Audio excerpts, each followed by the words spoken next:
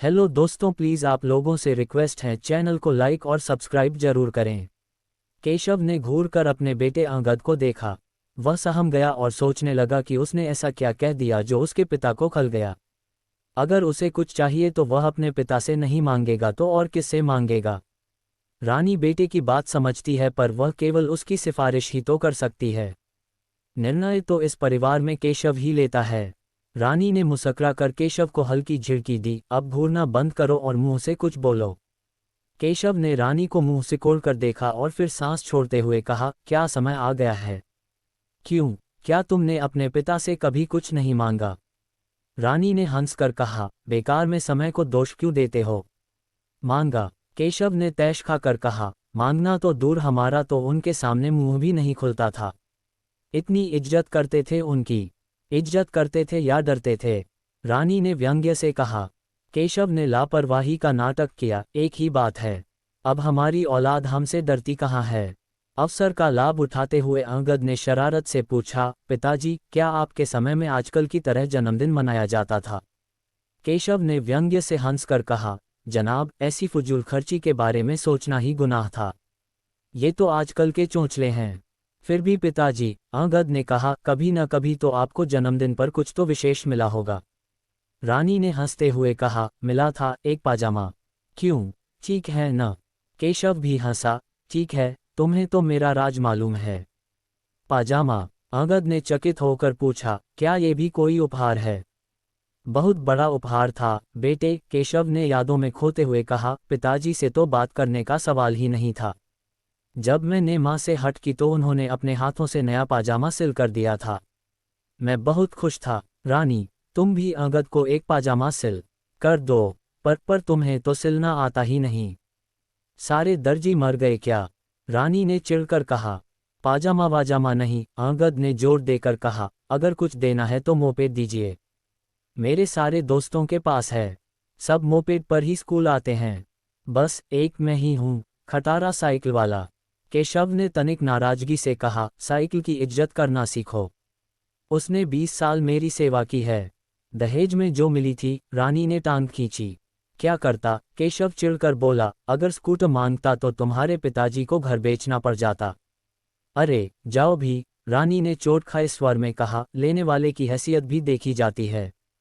अंगद ने महसूस किया कि बातों का रुख बदल रहा है, इसीलिए बीच में पड़कर बोला, आप लोग तो फिर लड़ने लगे। मेरे लिए मोपेड लेंगे या नहीं? बरखुरदार, केशव ने फिर से घूरते हुए कहा, जब हम तुम्हारे बराबर थे तो पैदल स्कूल जाते थे। स्कूल भी कोई पास नहीं था, पूरे 3 मील दूर था। उन दिनों घर में बिजली भी नहीं थी, इसलिए सड़क के किनारे लैंप पोस्ट के नीचे बैठकर पढ़ते थे। जेब खर्च के पैसे भी नहीं मिलते थे। दिन भर कुछ नहीं खाते थे। घर आकर 5 बजे तक रात का खाना निबट जाता था। समझे जनाब, आप मोपेड की बात करते हैं। रानी इस भाषण को कई बार सुन सुनकर उकता चुकी थी, इसलिए ताना मारकर बोली, तो यह है आपकी सफलता का रहस्य? देखो बेटे, ऐसा करोगे तो पिताजी की तरह एक दिन किसी कारखाने के महाप्रबंधक बन जाओगे। अंगद मूर्खों की तरह माँ बाप को देख रहा था। उसके मन में विद्रोह की आग सुलग रही थी। बड़ी बहन मानिनी जब भी कुछ मांगती थी तो उसे तुरंत मिल जाता था। एक वही है इस घर में दलित वर्ग का शोषित प्राणी। नाश्ता समाप्त होने पर केशव कार्यालय जाने की तैयारी में लग गया और नौकरानी के आ जाने से रानी घर की सफाई कराने में व्यस्त हो गई। अंगद कब स्कूल चला गया किसी को पता ही नहीं चला। कार निकालते समय केशव ने रोज के मुकाबले कुछ फर्क महसूस किया, पर समझ नहीं पाया।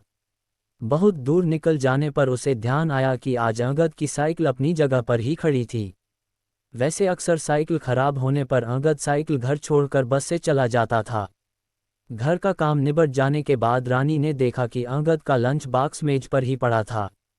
वैसे आमतौर पर वह लंच बॉक्स ले जाना भूलता नहीं है, क्योंकि रानी हमेशा बेटे का मनपसंद खाना ही रखती थी। खैर कोई बात नहीं, अंगद की जेब में इतने रुपए तो होते ही हैं कि वह कुछ लेकर खा ले। शाम को रानी को चिंता हुई, क्योंकि अंगद हमेशा 3 बजे तक घर आ जाता था, पर आज 5 बज रहे थे। केशव के फोन से वह जान चुकी थी कि आज अंगद साइकिल भी नहीं ले गया था, पर बस से भी इतनी देर नहीं लगती। उस वक्त 6 बज रहे थे जब अंगद ने घर में प्रवेश किया। उसका चेहरा लाल हो रहा था और जूते धूल-धूसरित हो गए थे। थकान के लक्षण भी स्पष्ट थे। इतनी देर कहाँ लगा दी? रानी ने बस्ता संभालते हुए पूछा। बस, हो गई देर, माँ, अंगद ने टालते हुए कहा, जल्दी से खाना दो। बहुत भूख लगी है, खाना क्यों नहीं ले गया? रानी ने शिकायत की। भूल गया था, अंगद का झूठ पता चल रहा था। भूल गया या ले नहीं गया? रानी ने तनिक क्रोध से पूछा। कहा न, भूल गया, अंगद चिढ़कर बोला। रानी ने अधिक जोर नहीं दिया। बोली, जा, जल्दी से कपड़े बदल और हाथ मुंह धो करा। आलू के परांठे और गाजर का हलवा बना है। अंगद के चेहरे पर झलकती प्रसन्नता से रानी को संतोष हुआ। उसे लगा कि वह वाकई बहुत भूखा है। अंगद के आने से पहले ही उसने खाना मेज पर लगा दिया था। अंगद ने भरपेट खाया, कुछ देर तक टीवी देखा और फिर पढ़ाई करने अपने कमरे में चला गया। 8 बजे केशव कार्यालय से आया। आराम से बैठने के बाद केशव ने रानी से पूछा, बच्चे कहाँ हैं? बहुत शांति है घर में। मन्नू तो शालू के यहाँ गई है, रानी ने सामने बैठते हुए कहा। कोई पार्टी है? देर से आएगी। अकेली आएगी क्या? केशव ने चिंता से पूछा। नहीं, रानी ने उत्तर दिया, शालू का भाई छोड़ने आएगा। उफ, ये बच्चे, केशव ने अप्रसन्नता से कहा, इतनी आज़ादी भी ठीक नहीं। जब मैं छोटा था तो बहन को तो छोड़ो, मुझे भी देर से आने नहीं दिया जाता था।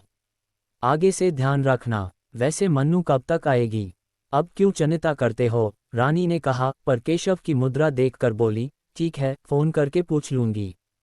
और साहबजादे कहाँ हैं? केशव ने पूछा। पढ़ रहा है, रानी ने उत्तर दिया। पर मुझे तो कोई आवाज़ नहीं सुनाई दे रही, केशव ने पुकारा। अंगद, अंगद। ओहो, पढ़ने दो न, रानी ने झिड़का, कल परीक्षा है उसकी। तो जवाब नहीं देगा क्या? केशव ने क्रोध से पुकारा। अंगद। अंगद का उत्तर नहीं आया। केशव अब अधिक सब्र नहीं कर सका। उठकर अंगद के कमरे की ओर गया और झटके से अंदर घुसा। यहाँ तो है नहीं, केशव ने क्रोध से कहा। नहीं है, रानी को विश्वास नहीं हुआ। थोड़ी देर पहले ही तो मैं उसके मांगने पर चाय देने गई थी। केशव ने व्यंग्य से कहा। हाँ, चाय का प्याला तो है, पर जनाब नहीं है।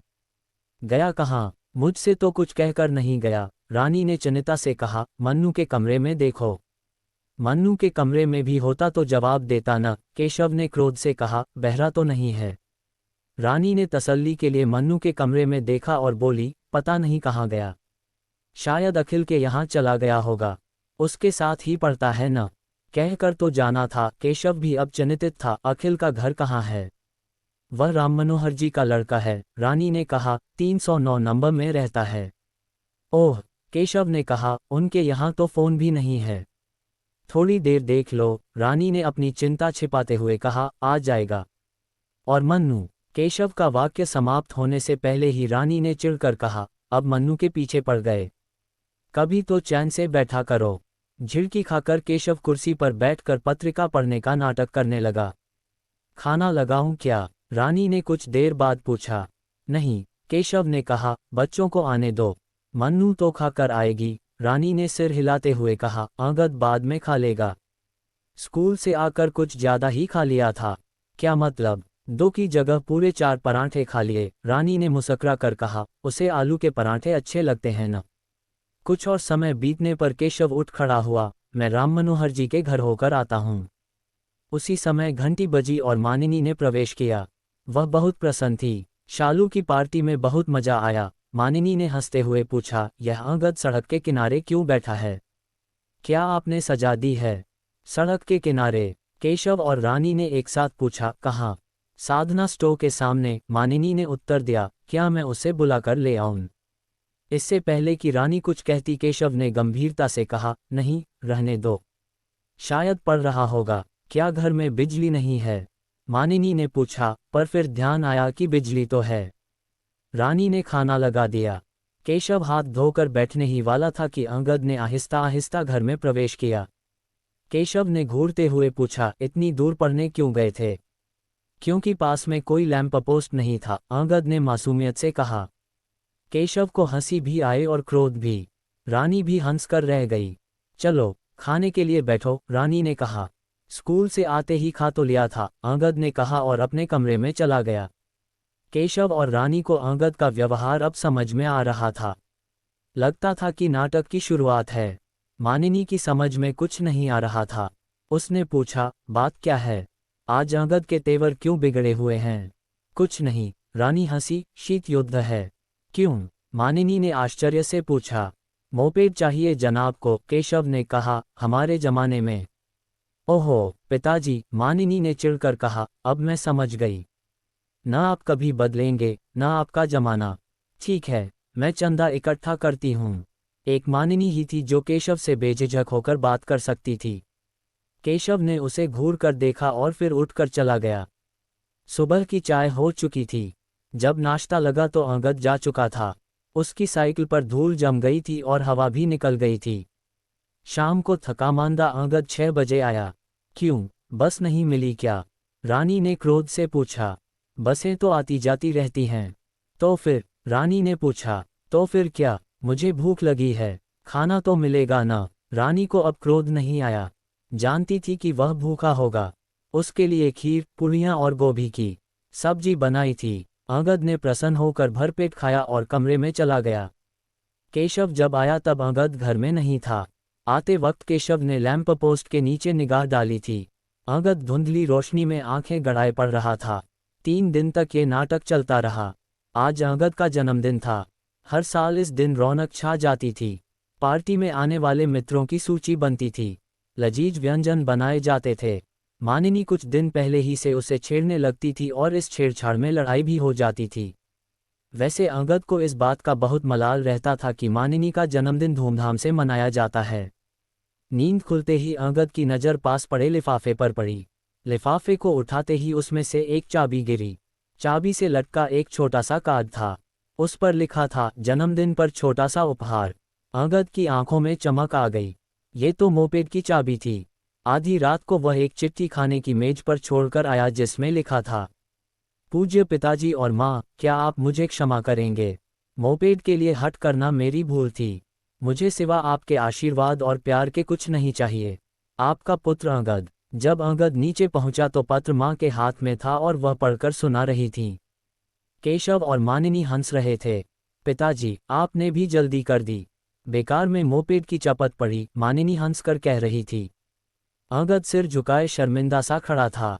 तो आपको मोपेड नहीं चाहिए? केशव ने नकली गंभीरता से पूछा। नहीं, अंगद ने दृढ़ता से उत्तर दिया। क्यों? केशव ने आश्चर्य से पूछा। क्योंकि, अंगद ने गंभीरता से शरारती अंदाज में कहा, अब मुझे स्कूटर चाहिए। क्या? केशव ने मारने के अंदाज में हाथ उठाते हुए पूछा। क्या कहा? मानिनी ने बीच में आते हुए कहा, पिताजी छोड़िए भी। हमारा अंगद अब छोटा नहीं है। पर जब मैं छोटा था। हो हल्ले में केशव अपना वाक्य पूरा न कर सका। कहानी अच्छी लगी तो चैनल को लाइक और सब्सक्राइब जरूर करें। धन्यवाद।